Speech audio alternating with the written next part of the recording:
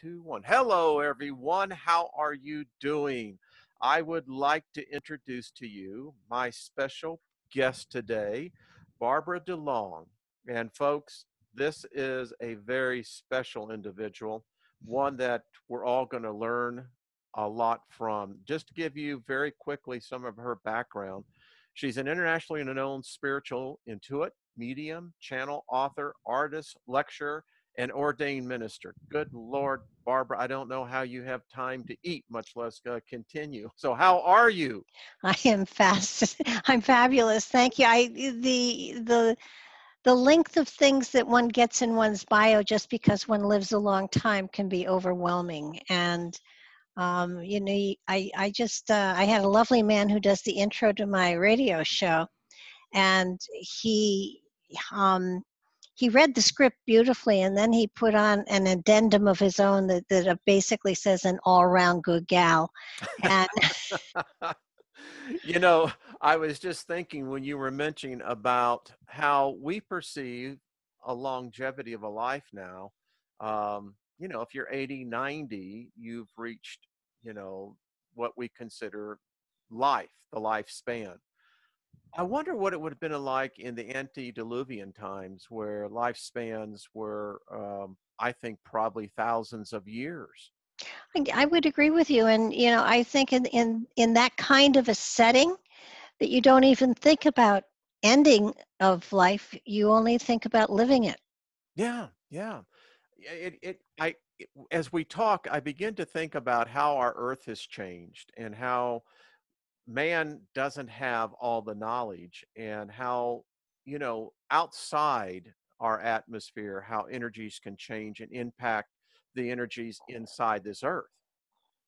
Well, it is amazing, but you remind me of one of my favorite fables, and it's not one that I read in books. It's one and I'm not sure where I heard it.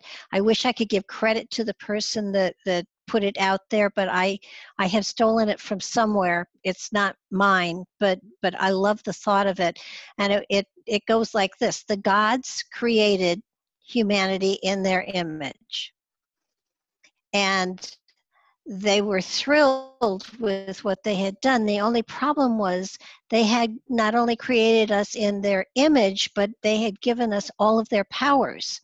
And they realized that those kind of powers in a young spirit could be very, very dangerous. So they wanted to hide the knowledge because they couldn't take away. They had to just hide the knowledge of it. And so for eons, they were trying to figure out, where do we hide the knowledge that man has this kind of power? And they just sat around tables forever and ever saying, okay, we'll put the knowledge on the moon. And they would say, no, we made humanity curious. They'll eventually get there, and then they'll find it. And then the deepest sea, no, same thing. And so these wise men who had done all of this, these gods, after eons of trying to figure out how they were going to keep from man the knowledge that he was as powerful as they kind of came to a place where they didn't know exactly what to do. And this old crone walks in and looks at them and shakes her head and says, look, I'll tell you where you can hide it, where they'll never find it. And they just looked at her like, oh, okay, go ahead, put your 2 cents in and then get back to your pot. And she said, hide it inside of him. He'll never look there. So the answer lies within? Absolutely. Yes, yes. And I'm learning more and more that as when you begin to peel back the layers and you begin to understand that all those things that you took as the foundation, as the tenets of where you are, yeah, maybe it's not exactly what we were told. None of it is. And that's what's so exciting about today, because there is that, not only that awareness, but that ability to reach inside of ourselves, to touch it, to use it, and become part of it. So we're not separate from the spirit that we carry within. We can incorporate it into everything that we do. And because, our spirit has chosen a physical lifetime, an avatar of a human this lifetime, we are limited to certain degrees because there is great density to the body that we carry.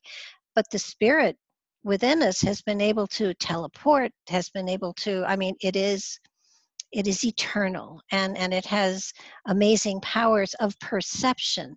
And in utilizing our mind, we can do things like astral travel, and we can actually understand what other people are, what their agendas are, and things like that. So we do have a lot of those capabilities. I think that to be able to um, get into a form of energy, a density of energy, so that we could teleport ourselves, would take fully incorporating that spirit into our consciousness and our understanding. And I'm not sure that's something that this lifetime that we can accomplish, but we can come close.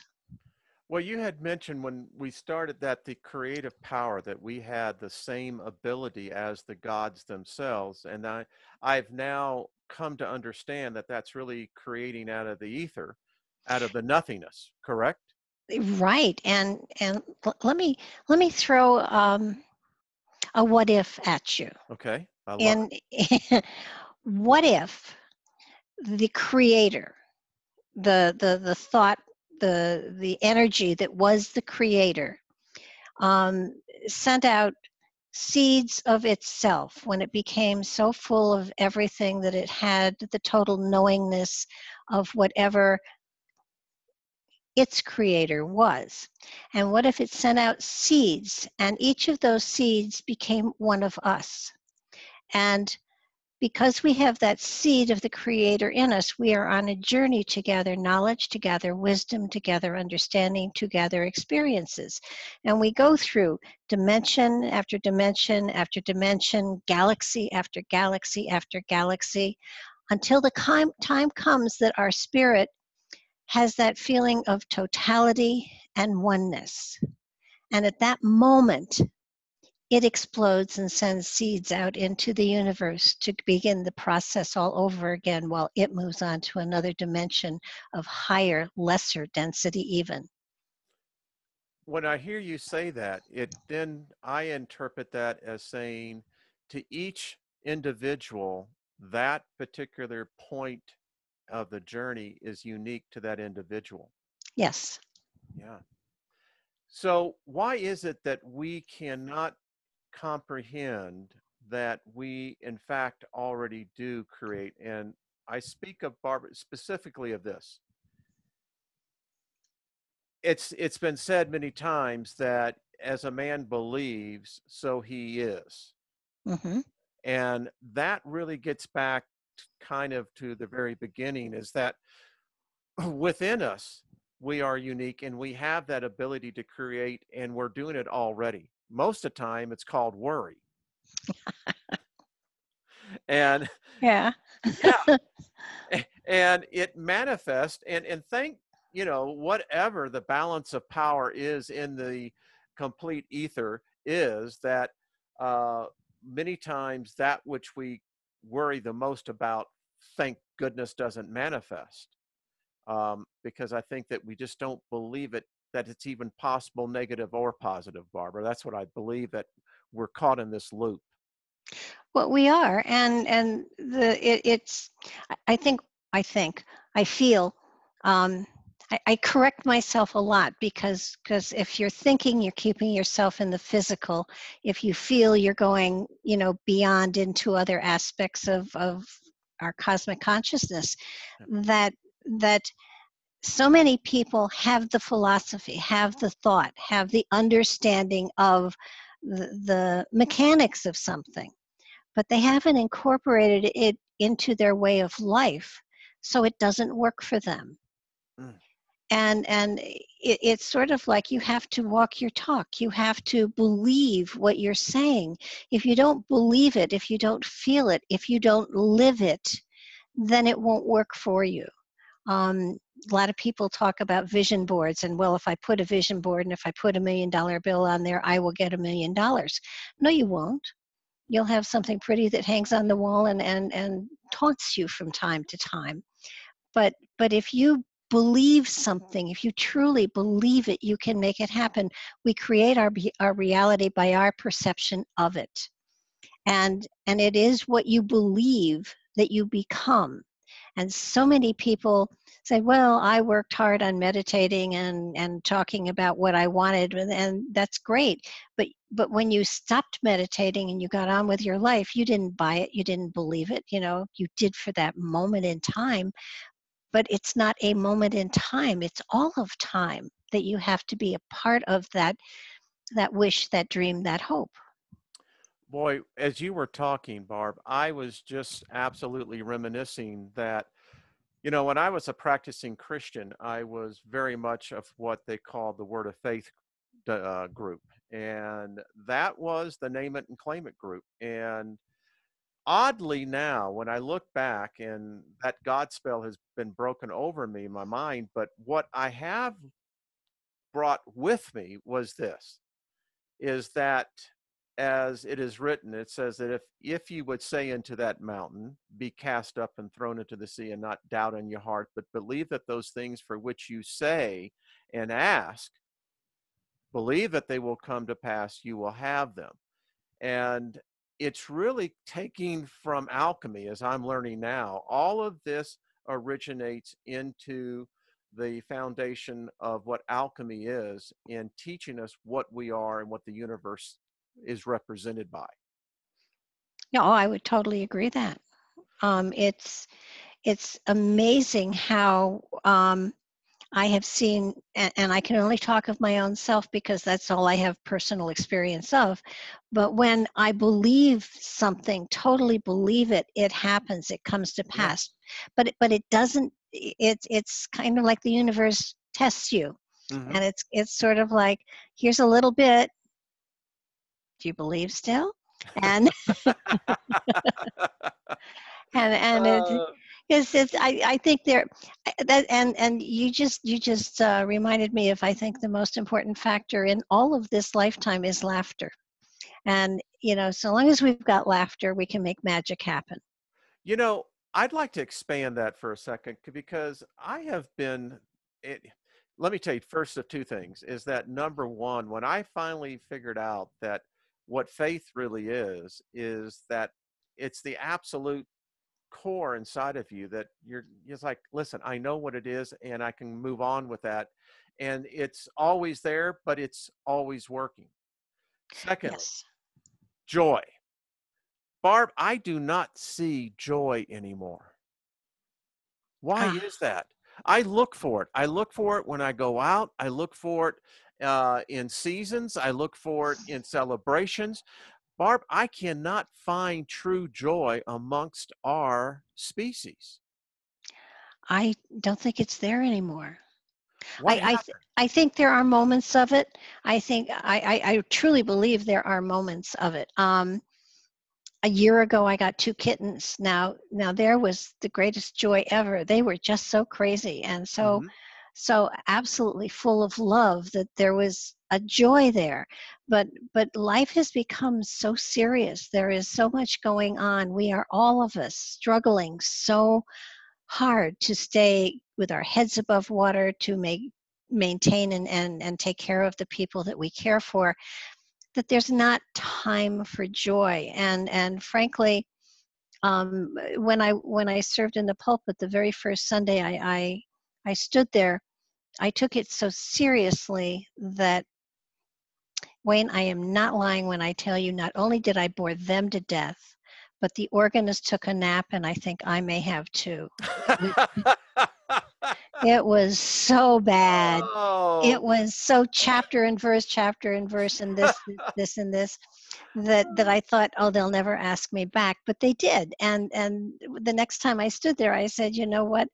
This is a teaching platform, and I'm going to tell you about mistakes I have made and share with you how I have screwed up, so that you won't make my mistake. You'll have to make your own. And from that moment on, I had them in the palm of my hand because I had them laughing. yes. And the more they laughed, the more I knew that my seeds were planted, and maybe not this week, this month, or this year, but they would remember the message and they would apply it when it was right for them. Wonderful. Let me ask you something then. From your ability as a psychic and as what I would call a medium, a channeler that can connect into energy that Yeah, most of us look for, when is the last time our species celebrated joy as a species collectively? collectively. Oh. I know the last time our species felt something collectively was probably 9/11. Yeah, but that wasn't joy. No, that wasn't. um, collectively. Wow. I don't think it's a group thing. I think it's an individual thing. I strongly feel that I mean, I get joy out of weird stuff, and I would imagine you do too. And so that because we're so unique and so different, everybody feels joy in a different way. But a celebration of spirit. We felt sadness as collectively. It We seems like Well, yeah, that tragedy. Yes, we did. You're right. so. But but you know what? I think we don't feel it because we don't know it's possible. Yes, thank you. Because if you take a look at um, the times that we gather together as groups, it's usually a time of sadness, and that's when we experience something as a group. But joy, um, the marriage of Kate Middleton and who's the guy she married, the prince. I mean, there was joy at that time with people who were there present. They were joyful because they saw their prince marry a person, and they saw the beginning of something that could be very magical. Princess Di and Charles, another time where there was a feeling of joy, not not not not real elation, but joy and happiness and promise. But as a species, um, we have become so isolate. Well, I ask this because I have been really spending many, many hours in deep, deep research and meditating, pondering, pontificating. And if, as I am to understand, the foundation of alchemy itself is that number one, there is prime and then there is below, Hmm. and that there is polarity. Yes. Something's out of balance, Barb, because if we cannot, as a species, collectively experience joy, how can then we ever hope to maybe ascend collectively as a species? I ask these questions only because I'm trying to put this in balance as to what I know are being taught of these principles of what matter is. Well, you're talking as above, so below. Yes. Okay. It's. I think you've gone to an extreme. I feel you've gone to the extreme. You should baby steps, Wayne. Um, What about Bob? you know? no, it's Uh, but I love that movie. it's your concept of joy too. Yeah, exactly. Yeah. Yeah. I mean, everybody gets joy from different strange things, and those moments are precious. Those moments are the ones that people really do tuck away and hold on to dearly. Hmm. But pure joy, where once we experienced it, now our lives are so complicated we don't. I mean, it used to be, we lived by the land, and there was a Yeah. joy in the sunset and the sunrise. Yeah. And today we've got smog, and we've got, Artificial light. yeah, and we've got smog, and we've got student loans, and we've got taxes, and I could go on and on. Yeah. But the reality here is that the simplicity of life is just that. It's simple. And we complicate it to such a degree that we have erased we haven't erased joy, but we have put it back so far in our agendas that people don't take the time to take them out and enjoy the joy. I would agree with you. It's an idea that it's like working a mathematical formula. You have to begin to look at it and say, well, then why isn't this here? Because it would seem like it's a prime and it should Hmm. be in there. And that's how I look at it. That's true, but evolution and understanding and Yes, all of that is a spiritual concept, and it can't be scientifically explained. very well put. I like that. So I can tell you, I can tell people how to find joy, Ah, but but it, and it's how would fun. you say that? How is that path? I mean, like you said, every it's individually. I find it now in the search for knowledge. It actually gives me pleasure. Oh yeah, and you get high on it, right? Yeah, yeah, literally. Okay, Yeah. but that's your pathway. But um, for most people that I counsel, one of the things that I find is most important when I look at them energetically, I almost always, not always, but almost always take a look, and I see no creativity in their life at all. Mm. And the element of creativity is the channel through which spirituality flows to manifest within your reality. Oh, I'm going to write that down. We're recording this. I am going to write that's poetry, my dear. Now, the reality is, if you have, most of us in our I don't know, in our teens and early 20s, most of us are quite creative. And that's when life really clips along for us and everything, works well. And the older we get, the more complicated our life becomes. And when that happens, we tend to put aside the creative endeavors that we have been going through. And when you shut down that channel, you blank the channel through which the spirit can come into your life and manifest, and you take the color, the vibrancy, and the excitement out of your life. And so you are living a black and white reality, what I call black and white. Now, to be, by the time you get to your 30s, it's almost as though you've forgotten how to be creative. You've forgotten how to draw the creativity into your life. You've put it aside. There's something in the Bible about putting aside childish things. Well, Mm. creativity is not childish. Creativity is the key to everything. Now, so I tell people, get back to your creativity. Do something creative every day. Open that channel and let spirit flow into your reality so that it's able to give you a richness. It's able to give you, so that spirit is able to give you the subtleties that you need so much in your life to give you the joy and excitement and all of the color that is there. Most people will say to me, I don't know how to be creative. I don't know Yeah, what to do creatively. I'm not creative. That is simple too. Color. there you go. Coloring is, they did, now I've been preaching coloring for at least 20 years, maybe 25. I've told people to download mandalas for coloring and to color for an hour or an hour, half an hour every night. And to just do the coloring, and now of course they've come out with psychological studies that say coloring is a form of meditation. It is. Duh. So but the cool thing is, if you really want a cool thing, if you want to take it one step further, after you've done 10 or 15 of them, look and see what color that you have used the most of and what color you've used the least of, and that will tell you which chakra is most open and which chakra you are avoiding to utilize. Ooh, there you go, folks. That right there is worth just a donation alone. That is good, Barb. That is And great. even though you know what the colors stand for as far as chakras go, when you get into coloring, you're not paying attention of, well, I got to use a lot of purple because that's third eye and I want people to think it doesn't work.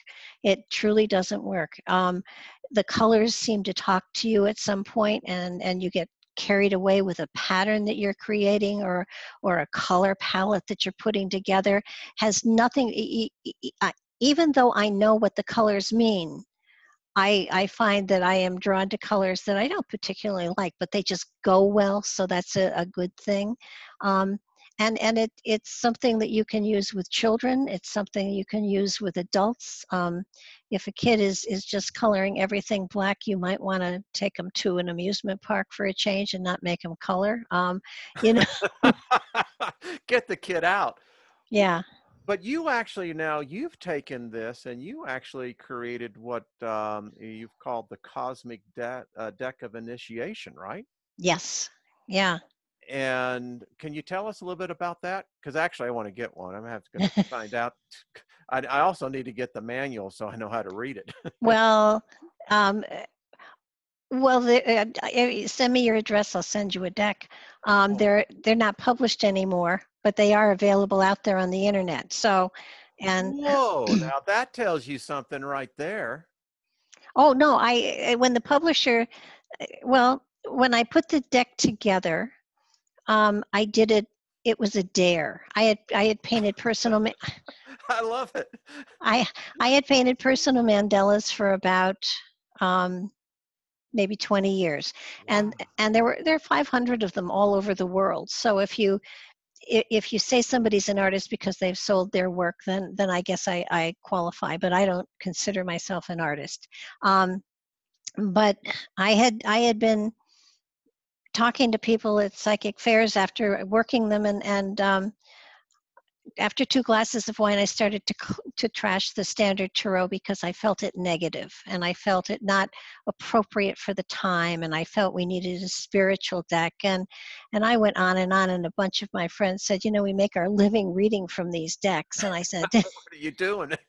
yeah, and I said, yeah, but death card upside down. Oh my God, the world's coming to an end, and so they finally said to me, look, either create this deck that nobody can get a negative out of or shut up. And so 9 months later, I put the deck in front of them, and I had mocked it up, and I reinvented the whole thing. The first 11 cards have to do with physical reality and the chakras. And I renamed the chakras because I couldn't pronounce the Sanskrit, and so I thought it better to just rename them. Um, and then there were cosmic laws that are always out there, that are always in play within Yeah, our lives. yeah. And then there were universal energies, which are always out there and always at play within our lives. And then there are the astrological signs, and I tossed in some wild cards. Um, and so I handed the deck to them and I said, go ahead, make it say something negative. And after half an hour or so, they put a bottle of wine in front of me and gave me my wine glass back, and I went back to trashing their cards. Um, I love this. and a friend of mine had a restaurant in Stamford, Connecticut, where US Games is located, and she said, bring your cards down. I have somebody I want you to read. And it was one of his assistants, and she said, can I take the deck and show it to someone? And I said, sure. And Stuart Kaplan said he wanted to publish the deck. It didn't take a lot of work to get it. I didn't intend to publish it. So I told him it's a sleeper. I said, and it was published in 91. I said, Yeah. we aren't at a time where people are talking cosmic energies or understanding universal laws or cosmic energies, and he published it. So it was published for 20 years, and then he stopped publishing it. I got the copyright back, and he told me, I'll publish it for you because he has the plates. And he said, it'll cost you $6 a deck and you have to order 3,000. And after doing the math, I said, no, if somebody wants the deck, let them struggle for it, and that's what's happening. It's the weirdest thing I've ever seen. It's cool.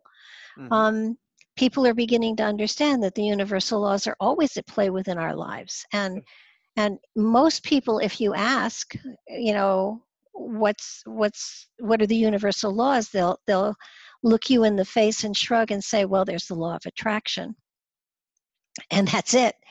And I mean, with the universal laws, the most important one is the law of one. In That's what other it is. words, That starts. That's where it all is. yeah.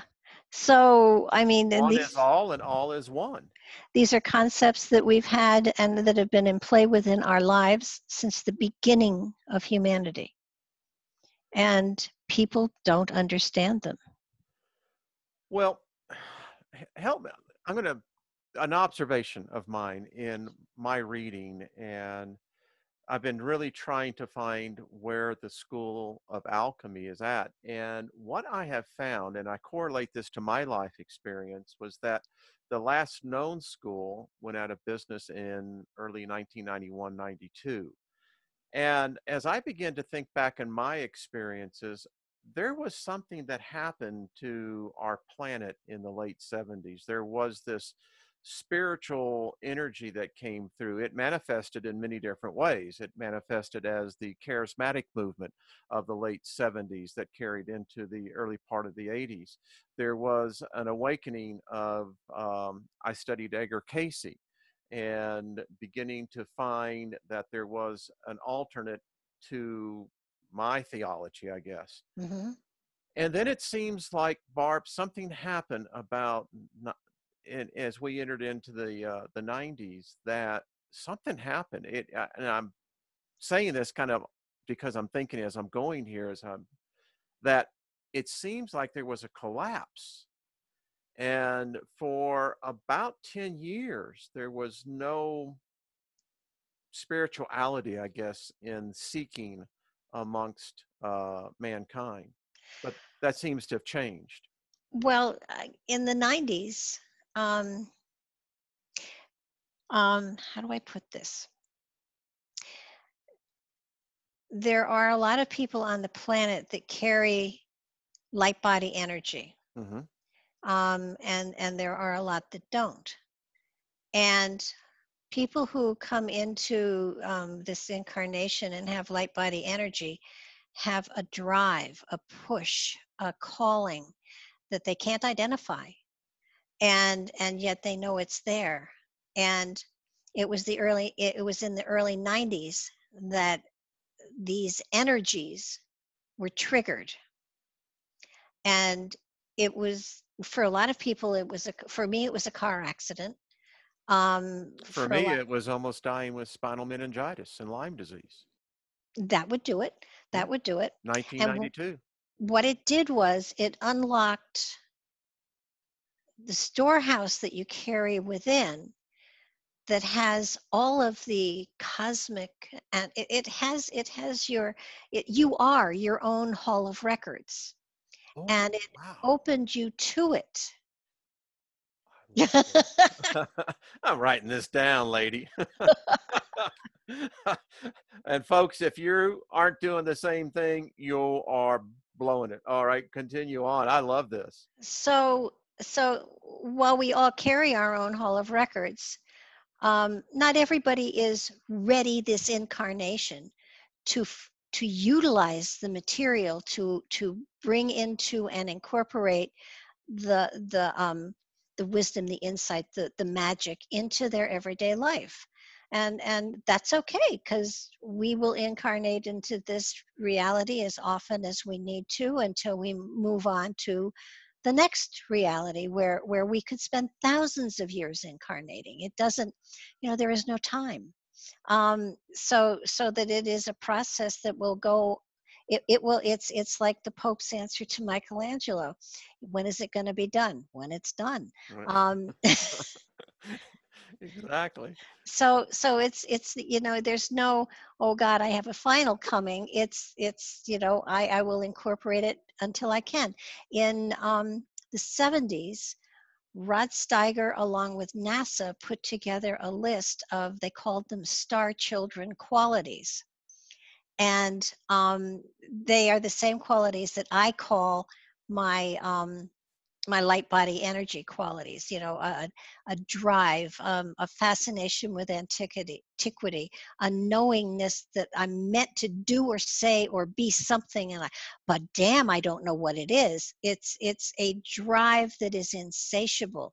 Yeah. And what's incredibly wonderful about it is that magic happens in your life when you're on the right track. When you hit a brick wall, chances are you haven't been creative, or or it's not the direction you're supposed to go, and you're just too damn stupid to see the subtleties the universe has sent you. I mean, Nah. I call them my 2 by 4 moments, and I still have them. Yeah, So, even we all though, do. I bump against a brick wall and it's like, well, this isn't a big brick wall. Maybe I can, maybe it's just I need time and patience. And sometimes that is the case. But for the most point, if we pay attention to the subtleties that happen in our life, we cannot go wrong. I'm sorry, you just gave me a thought, and I know this is going to sound bizarre, but when you talk about creativity, right? Yep. That each individual has this natural ability in which to create. Now, hear me out on this, Barb, and I know this is going to sound this is how my mind works. So, I have been an advocate with Mike Rowe, in and now I understand what's going on here. Mike Rowe, who used to do Dirty Jobs, has now formed a foundation in which getting apprentices back into the trades. Hear me Mhm. out on this, Barb. So, in the industrialization, the what we called the Industrial Revolution, most people had a trade. It was a Yeah. creative aspect. They were, and hear me out, they were apprentices, and then you became a journeyman, and then you became a master. And what technology has done, Barb, is that I didn't realize this, but we were actually practicing alchemy as a collective consciousness, because when you're a carpenter, you're working with wood, you're creating wood, a stonemason. I just go through this whole thing. And I think that this is what I'm seeing now, is that there is this awakening happening where people are realizing I don't need to go to a university and get into debt. What I need to do now is begin to find out that I can work as an alchemist and becoming an apprentice, becoming eventually a master. Yeah, this only works if you get joy out of it. Yes, and that's what my point is, because that's what they were showing actually in this episode of This Old House, was the fact that this is where people in their 40s are now going. They're Mhm. leaving their master's degrees, their PhDs, and you know what they're doing? They're applying to become apprentices for plumbers, apprentices for carpenters. Yes, that's it. And it's following their joy. It's Yeah. following it's bringing light and life into them, into their world, and it's amazing. And if we come into this incarnation pre-programmed with our joys. Wow. And if you look at children, when between birth and 3 or 4, and you look at what they are drawn to, what they enjoy the most, what they flow towards the most, and you encourage those directions, that person, that child will be successful in everything they do. Wow. You know what? it's it's Go. all it, you know it's only when we sit down and say you have to have a job and you have to earn money and you have to do this. When I was very, very young, um, I taught school to all my dolls. I became a teacher. Um, and I did church services for all of my pets. I became a minister. And the thing that my mother knew she could put me down in front of or with, and I would be gone for 3 or 4 hours. You know those paper doilies you can peel apart that they put pastries on and stuff like that? Yeah. Yep. I used to I used to paint them, and I could get lost in painting them forever. Wow. I created mandalas, Yes. Yes. and they opened up the world to me. And Barb, you sound like you are a joyful soul. Absolutely, absolutely. And happier since I have been. I taught school for 25 years, and had a car accident and had to stop teaching. And had I listened to my bliss, I wouldn't have had the car accident. But I have I told you this story before? Because this is a cool story. I want to hear it. I know our audience does as well. Um, For the longest time, I had been told by people you should be doing the metaphysical stuff full time, and it was like I have 2 master's degrees and I'm a single parent. No way I'm walking away from this paycheck. Um, Are you crazy? yeah, but when I retire, I will do it.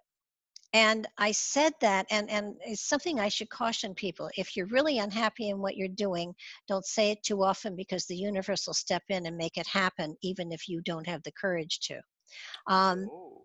I had a car accident, and I was on. I couldn't teach. I had vertigo, and so my mother said, "Well, you can do readings," and I said, "No, I don't believe in living on the spiritual work. I believe that should be given away as much as possible.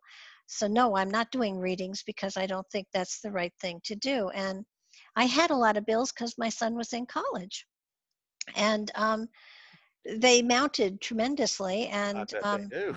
somebody somebody said to me, "Have you applied for your disability insurance?" And I said, "I only made one payment. I'm pretty sure that's not going to pay out on this."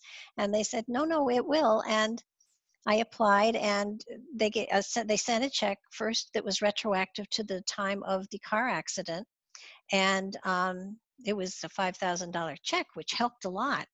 And my mother said, "Okay, so now you have a little money coming in." And I said, "Are you kidding me? That doesn't come up to my salary. Give me a break."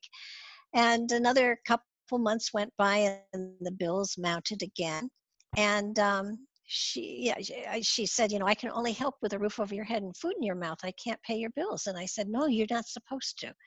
And somebody suggested that I apply for SSI, and I said, "I have a job. I don't need that." And then they said, "It's your money. You should go get it."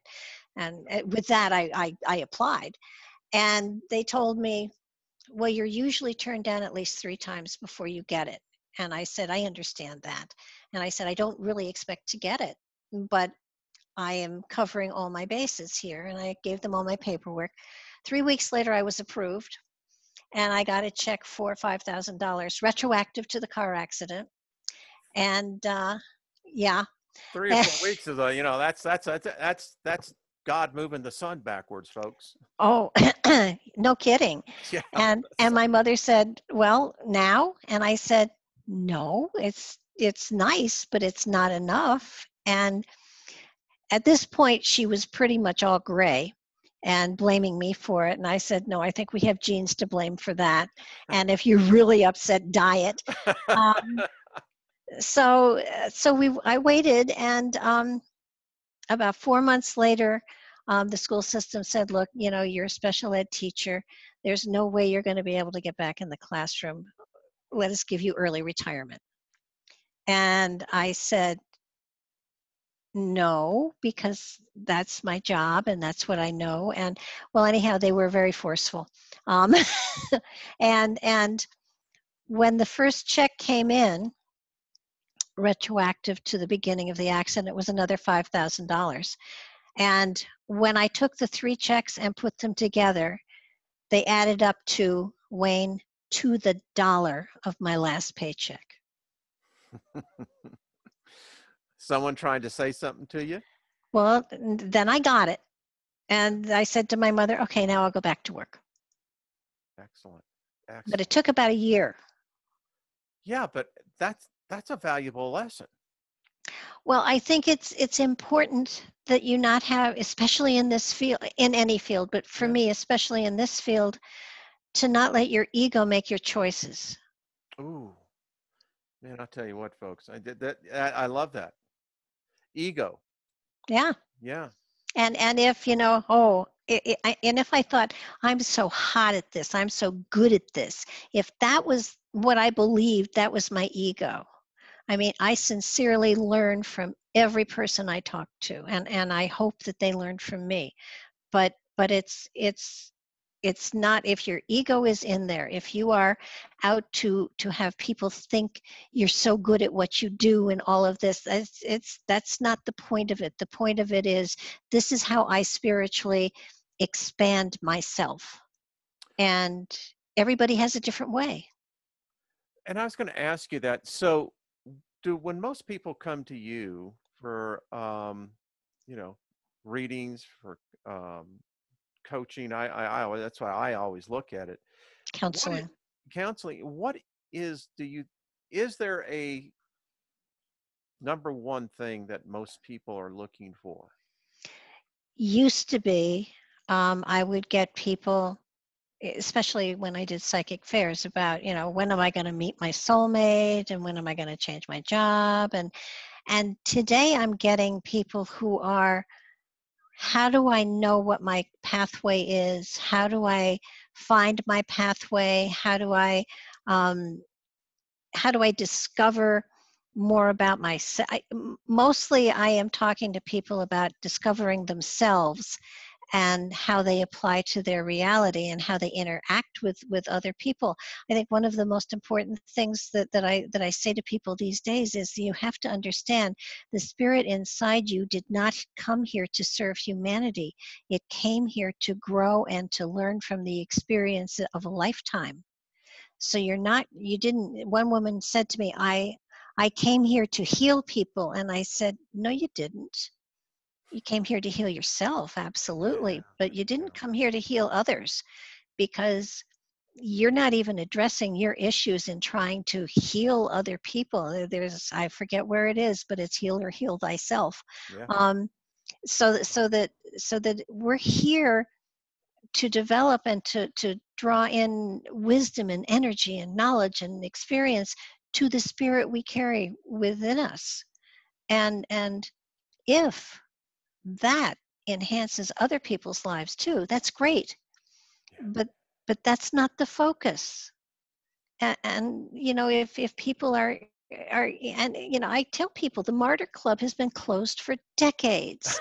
They are they aren't, there are no applications being taken. It's I like closed. that. I love it. The Martyrs Club. So when I hear that, I and this is what I've kind of interpreted what the meaning of life is for myself. And I tell people all the time is that I've come to find out the meaning of life is about you.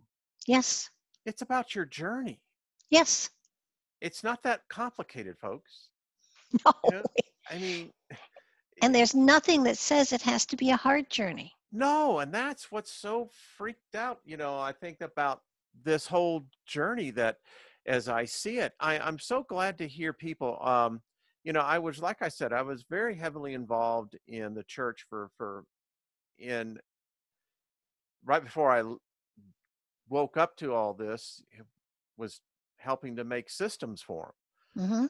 And what I have really come to discover was this is that that episode was really a distraction because I'll tell you why. And this is the thing I always tell people now.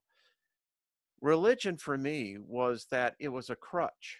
I did Hmm. not have to look within. I had a golden ticket that gave me the exemption.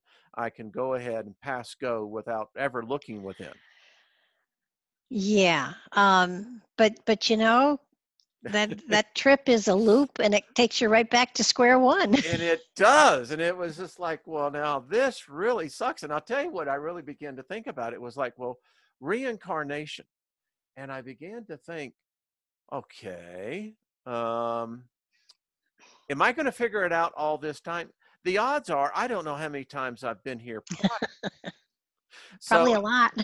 I'm beginning to realize it because I have found where for my creativity are my research and then interpreting them into a visual format. Yeah. And but it's, I think what I love the best about life is that we don't pass into the next dimension or level or whatever it is, to the other side. We don't cross over until we're finished. So so many people say, well, I have so much yet to do. And when you come to the purpose of a lifetime, and especially if you feel you have a calling, that calling could easily be holding a door open for somebody and smiling at them as they pass through. It doesn't have to be a book or a video or a whatever. The purpose of a lifetime is a soul purpose. It's not an ego purpose. Ooh. Good point. A sole purpose. Yeah. Wow. Wow. I tell you, and that's exactly what I think that people are looking for. I know for myself, Barb, it's been an awakening period that I am so grateful and so thankful for. Um, I have It's finally begun to find out that balance inside, and it's an unusual feeling. You it's know, if you are being creative in some form or another, and you are, because you're certainly doing all of your work, and this work is obviously creative too. But if you're doing it all, then you don't have to really look for the next step, because it's always there in front of you. It appears. And another old hackneyed verse is, when the teacher is ready, the student appears. When the student is ready, the teacher appears. The reality is we're both. yes. Ooh, very girl.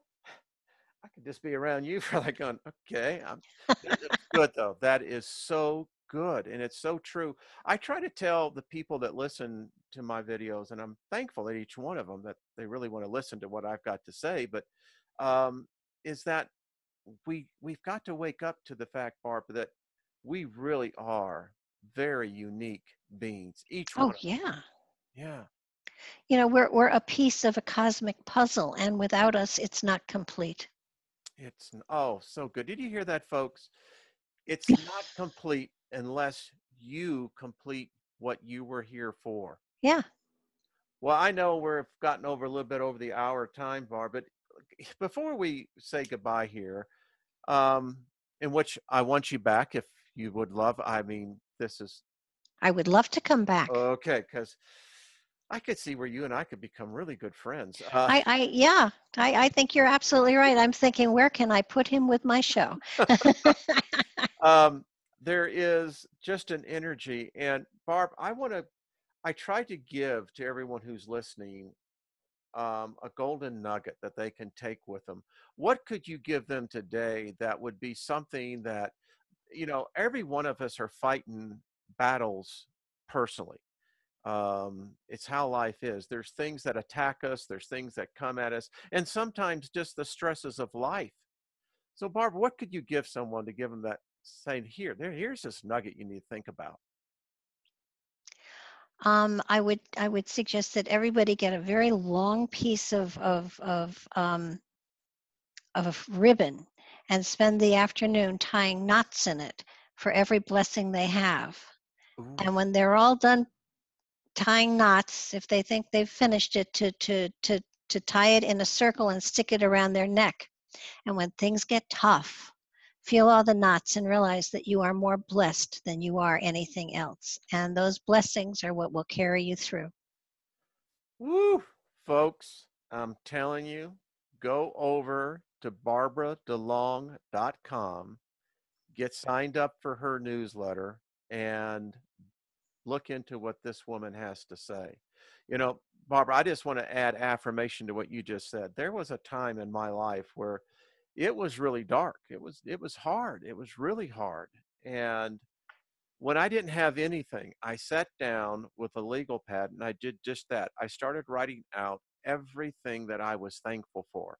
After about the end of two pads of paper, I finally figured it out that, the depression that was on me was self imposed. I had so much more to be grateful for. Sorry So, about the clock. no. So I just want to say that was spot on, just spot on. Absolutely. Well, with that, I just want to say thank you, Barbara, for coming on. Folks, go over. She has a YouTube channel. I'm going to leave the link and we will have you back. Barb, I just think that the time is now. People want to hear this. And I believe that you're the person who has gone down the path that we can learn from.